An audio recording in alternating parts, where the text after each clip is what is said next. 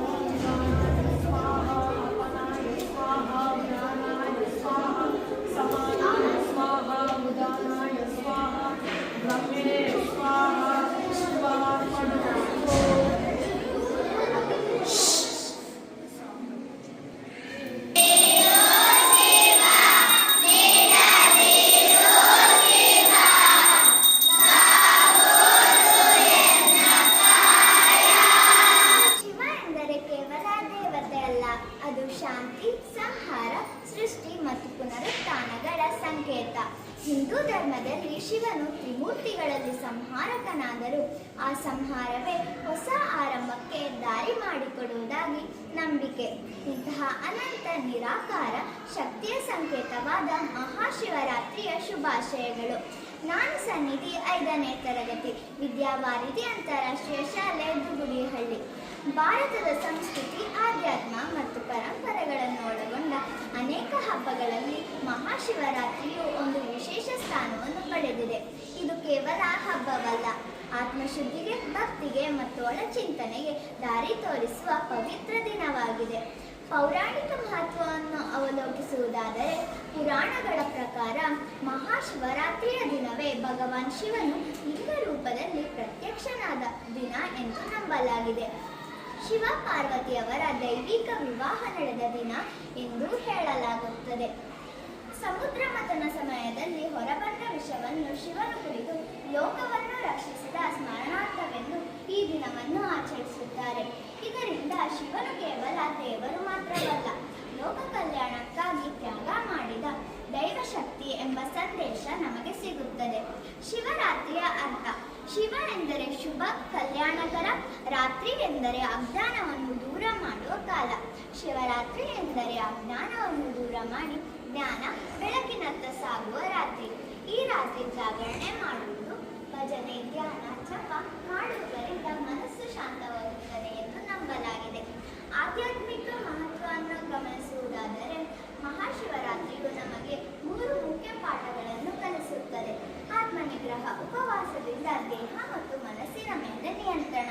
ಧ್ಯಾನ: ಶಿವನು ಯೋಗಿಯ ರೂಪ, ಮನಃಶಾಂತಿಯ ಪ್ರತೀಕ. ವೈರಾಗ್ಯ ಸ್ವರೂಪಿ, ಸರಳ ಜೀವನದ ಸಂಕೇತ. ಶಿವನ ರೂಪದಲ್ಲಿ ನಾವು ನೋಡಬಹುದಾದ ಸಾಮಾಜಿಕ ಸಂದೇಶ ಇದಾಗಿದೆ. ಜಟಾಧಾರಿ, ಪ್ರಕೃತಿಯ ಜೊತೆ ಹೊಂದಾಣಿಕೆ. ಗಂಗಾಧರ, ಜೀವಜಲದ ಮಹತ್ವ.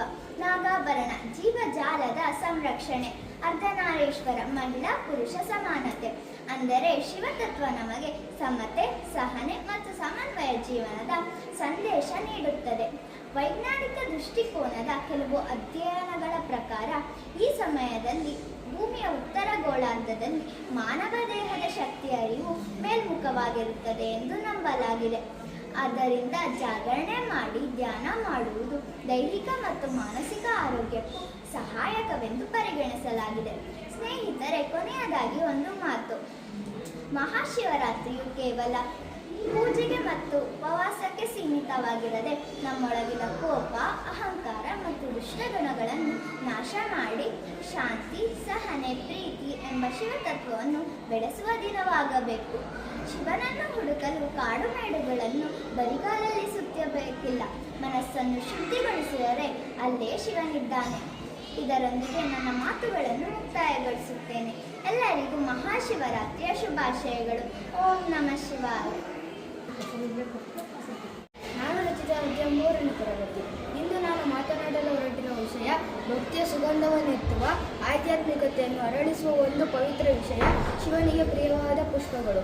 ಭಗವಾನ್ ಶಿವನು ಭಕ್ತರ ಭಾವನೆಗೆ ಮಹತ್ವ ನೀಡುವ ದೇವರು. ವೈಭವಶಾಲಿ ಅಲಂಕಾರಕ್ಕಿಂತ ಸರಳತೆ, ಶುದ್ಧತೆ ಮತ್ತು ನಿಷ್ಕಪಟ ಭಕ್ತಿಯನ್ನು ಅವರು ಹೆಚ್ಚು ಮೆಚ್ಚುತ್ತಾರೆ. ಅದಕ್ಕಾಗಿ ಶಿವನಿಗೆ ಅರ್ಪಿಸುವ ಪುಷ್ಪಗಳಿಗೂ ಒಂದು ವಿಶೇಷ ಆಧ್ಯಾತ್ಮಿಕ ಅರ್ಥವಿದೆ. ಶಿವನ ಪೂಜೆಯಲ್ಲಿ ಬಳಸುವ ಹೂವುಗಳು ಶುದ್ಧತೆ, ಭಕ್ತಿ, ತ್ಯಾಗ ಮತ್ತು ಆತ್ಮಸಮರ್ಪಣೆಯನ್ನು ಸೂಚಿಸುತ್ತವೆ. ಇಂತಹ ಪುಷ್ಪಗಳ ವಿಶೇಷತೆಯನ್ನು ಕುರಿತು ತಿಳಿಯೋಣ. ಮೊದಲಿಗೆ ನಾಗಪುಷ್ಪ. ನಾಗಪುಷ್ಪವು ಹೆಸರಿನಲ್ಲೇ ಇರುವಂತಹ ಆಯುಧ ಸಂಕೇತದೊಂದಿಗೆ ಸಂಬಂಧಿಸಿದೆ. ಶಿವನು ನಾಗಭೂಷಣಧಾರಿ, ಅಂದರೆ ಹಾವನ್ನು ಆಭರಣವಾಗಿ ಧರಿಸಿದವನು. ಅದರಿಂದ ನಾಗಪುಷ್ಪವನ್ನು ಶಿವನಿಗೆ ಅರ್ಪಿಸುವುದು ರಕ್ಷಣೆ, ಭಯ ನಿವಾರಣೆ, ನಾಗದೋಷ ಶಮನಕ್ಕೆ ಸಂಕೇತ ಎಂದು ಭಕ್ತರು ನಂಬುತ್ತಾರೆ.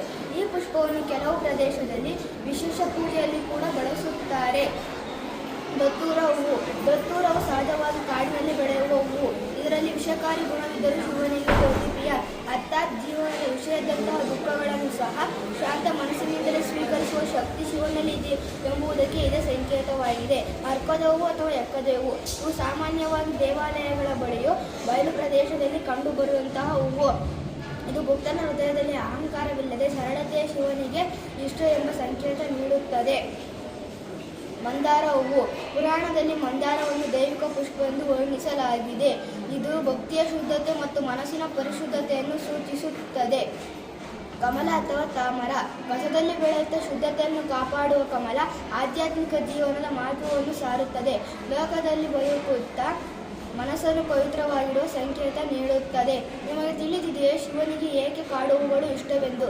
ಏಕೆಂದರೆ ಶಿವನು ವೈಭವದ ದೇವರಲ್ಲ, ವೈರಾಗ್ಯದ ದೇವರು. ಅರಣ್ಯದಲ್ಲಿ ವಾಸಿಸುವ, ಭಸ್ಮ ಧರಿಸುವ, ಸರಳ ಜೀವನ ನಡೆಸುವ ಮಹಾದೇವನಿಗೆ ಪ್ರಕೃತಿಯ ಸಹಜ ಸೌಂದರ್ಯವೇ ಪ್ರಿಯ. ಒಟ್ಟಾರೆಯಾಗಿ ಶಿವನ ಪೂಜೆಯಲ್ಲಿ ಮುಖ್ಯವಾದದ್ದು ಹೂವಿನ ಬೆಲೆ ಅಲ್ಲ, ಭಕ್ತಿಯ ಬೆಲೆ, ಪವಿತ್ರ ಮನಸ್ಸು, ಶುದ್ಧ ಚಿಂತನೆಯ ಶಿವನಿಗೆ ಪ್ರಿಯವಾದ ಪುಷ್ಪಗಳು. ನೀವು ಶಿವನಿಗೆ ಹೂವುಗಳನ್ನು ಅರ್ಪಿಸುವಾಗ ನಿಮ್ಮ ಕೆಟ್ಟ ಗುಣವನ್ನು ತ್ಯಜಿಸಿ ಒಳ್ಳೆಯ ಗುಣವನ್ನು ಅರಳಿಸೆಂದು ಬೇಡೋಣ. ಅದುವೇ ನಿಜವಾದ ಶಿವಪೂಜೆ ಹೌದಲ್ಲವೇ? ಧನ್ಯವಾದಗಳು. ಶಿವರಾತ್ರಿಯ ಪವಿತ್ರ ಸಂದರ್ಭದಲ್ಲಿ ಪತ್ರಿಕೆಗಳ ಮಹತ್ವ ಕುರಿತು ಮಾತನಾಡುವುದು ತುಂಬಾ ಅರ್ಥಪೂರ್ಣ. ನಾನು ಯಕ್ಷಾಯದಲ್ಲಿ ತರಗತಿ. ಸ್ನೇಹಿತರೆ, ಇಂದು ನಾವು ಮಹಾಶಿವರಾತ್ರಿಯ ಪವಿತ್ರ ಹಬ್ಬದ ಸಮಯದಲ್ಲಿದ್ದೇವೆ. ಈ ದಿನದಲ್ಲಿ ಶಿವನಿಗೆ ಮಾಡುವ ಪೂಜೆಯಲ್ಲಿ ಹಲವು ವಿಧವಾದ ಅಭಿಷೇಕಗಳು, ಹೂವುಗಳು, ಹಣ್ಣುಗಳನ್ನು ಬಳಸುತ್ತೇವೆ. ಇವೆಲ್ಲ ಶಿವರಾತ್ರಿಯ ಸಂದರ್ಭದಲ್ಲಿ ಇವೆಲ್ಲಕ್ಕಿಂತಲೂ ಪವಿತ್ರ ಎಲೆಗಳು ತುಂಬಾ ಮಹತ್ವ ಹೊಂದಿವೆ. ಶಿವನ ಪೂಜೆಯಲ್ಲಿ ಹೂವಿಗಿಂತಲೂ ಎಲೆಗಳಿಗೆ ಪವಿತ್ರ ಸ್ಥಾನ ಇದೆ, ಏಕೆಂದರೆ ಅವುಗಳು ಪ್ರಕೃತಿಯ ಪವಿತ್ರತೆ ಮತ್ತು ಸರಳತೆಯನ್ನು ಸೂಚಿಸುತ್ತವೆ. ಹಾಗಾದರೆ ಬನ್ನಿ ಶಿವರಾತ್ರಿಯಲ್ಲಿ ಬಳಸುವ ಪ್ರಮುಖ ಪತ್ರೆಗಳು ಮತ್ತು ಅವುಗಳ ಮಹತ್ವವನ್ನು ತಿಳಿಯೋಣ. ಬಿಲ್ವಪತ್ರೆಯ ಮಹತ್ವ. ಬಿಲ್ವಪತ್ರೆಯು ಸಾಮಾನ್ಯ ಎಲೆ ಅಲ್ಲ, ಇದು ತ್ರಿಪತ್ರ. ಒಂದೇ ಬಲದಲ್ಲಿ 3 ಎಲೆಗಳು ಇರುತ್ತವೆ. ತ್ರಿಮೂರ್ತಿಗಳು ಅಥವಾ ಶಿವನ ತ್ರಿನೇತ್ರವನ್ನು ಸೂಚಿಸುತ್ತವೆ.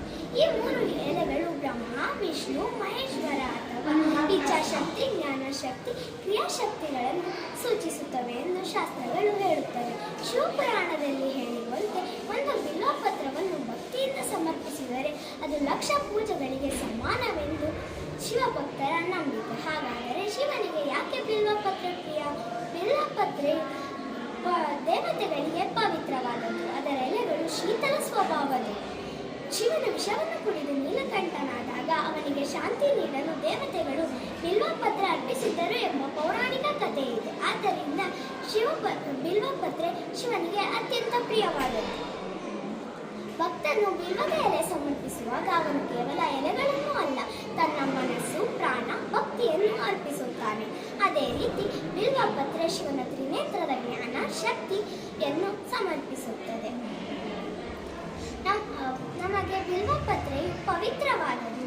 ಭಕ್ತನು ಭಕ್ತಿ ತುಂಬಿದ ಹೃದಯದಿಂದ ಸಮರ್ಪಿಸಿದ ಬಿಲ್ವಪತ್ರ ಭಕ್ತನ ಜೀವನದಲ್ಲಿ ಶಾಂತಿ, ಶಕ್ತಿ, ಶಿವಕೃಪೆ ತರುತ್ತದೆ. ಅರ್ಕಪತ್ರ ಅಥವಾ ಎಕ್ಕದ ಎಲೆ. ಪೌರಾಣಿಕವಾಗಿ ಅರ್ಕ ಗಿಡ ಸೂರ್ಯನ ಶಕ್ತಿಯನ್ನು ಹೊಂದಿದೆ ಎಂದು ನಂಬಲಾಗುತ್ತದೆ. ಶಿವನು ವಿಶ್ವದ ಜ್ಞಾನ, ತಾಪ, ವಿಷವನ್ನು ಸಹಿಸುವ ತತ್ವವಾಗಿರುವುದರಿಂದ ಕಠಿಣ ಪರಿಸ್ಥಿತಿಯಲ್ಲೂ ಬೆಳೆಯುವ ಅರ್ಕಪತ್ರ ಶಿವನ ಪತ್ರೆಯನ್ನು ಬೆರೆಸುತ್ತದೆ. ದತ್ತೂರ ಪತ್ರ ಅಥವಾ ಕುಮತಿ ಎಲೆ. ದತ್ತೂರ ಗಿಡವು ಶಿವನೊಂದಿಗೆ ಸಂಬಂಧಿಸಿದ ಪವಿತ್ರ ಸಸ್ಯ. ಇದು ಶಿವನ ಪೂಜೆಯಲ್ಲಿ ಪವಿತ್ರತೆಯನ್ನು ಸೂಚಿಸುತ್ತದೆ. ಇದು ಪ್ರಕೃತಿಯ ರಹಸ್ಯ ಶಕ್ತಿಗಳು ಮತ್ತು ಉತ್ತಮ ಗುಣಮಟ್ಟದ ಶಕ್ತಿಗಳನ್ನು ಸೂಚಿಸುತ್ತದೆ. ತುಳಸಿ ಪತ್ರೆಯ ಮಹತ್ವ. ತುಳಸಿ ಶುದ್ಧತೆ ಮತ್ತು ಪವಿತ್ರತೆಯ ಸಂಕೇತವಾಗಿದೆ. ಇದು ಶಿವಲಿಂಗಕ್ಕೆ ತುಳಸಿ ದಳ ಅರ್ಪಿಸುವುದರೆ ಮನಸ್ಸಿನ ಶುದ್ಧಿ, ಪಾಪಕ್ಷಯವಾಗುತ್ತದೆ ಎಂದು ನಂಬಿಕೆ. ತುಳಸಿ ವಿಷ್ಣುವಿಗೆ ಅತಿ ಪ್ರಿಯ. ಅದನ್ನೇ ಶಿವನಿಗೆ ಅರ್ಪಿಸುವುದು ಹರಿಹರ ಏಕತ್ವವನ್ನು ಸೂಚಿಸುತ್ತದೆ. ಇದು ಶಿವ ವಿಷ್ಣು ವಿಭಿನ್ನರಲ್ಲ, ಪರಮತತ್ವ ಒಂದೇ ಎಂಬ ಸಂದೇಶ ನೀಡುತ್ತದೆ. ಇದು ಹರಿಹರ ಅಭೇದ ತತ್ವವನ್ನು ಸೂಚಿಸುತ್ತದೆ. ಅಂತಿಮವಾಗಿ ಪತ್ರಗಳು ನಮಗೆ ನೀಡುವ ಸಂದೇಶವೇನೆಂದರೆ, ಶಿವನು ರಾಜಮನೆತನದ ಅಲಂಕಾರಗಳನ್ನು ಇಷ್ಟಪಡುವ ದೇವರಲ್ಲ. ಅವನು ಪ್ರಕೃತಿಯ ಮಧ್ಯೆ ವಾಸಿಸುವ ಯೋಗಿ. ಆದ್ದರಿಂದ ಸರಳ ಎಲೆಗಳು ತುಂಬ ಮಹತ್ವ ಹೊಂದಿವೆ. ಸ್ನೇಹಿತರೆ, ಈ ಶಿವರಾತ್ರಿಯಂದು ಪತ್ರ ಅರ್ಪಿಸುವಾಗ ನಮ್ಮ ಮನಸ್ಸನ್ನು ಶುದ್ಧಗೊಳಿಸಿ ಕೆಟ್ಟ ಗುಣಗಳನ್ನು ತೊರೆದು ಶಾಂತಿ ಮತ್ತು ಸತ್ಯದ ಮಾರ್ಗವನ್ನು ಅನುಸರಿಸೋಣ. ಓಂ ನಮಃ ಶಿವಾಯ. ಧನ್ಯವಾದಗಳು.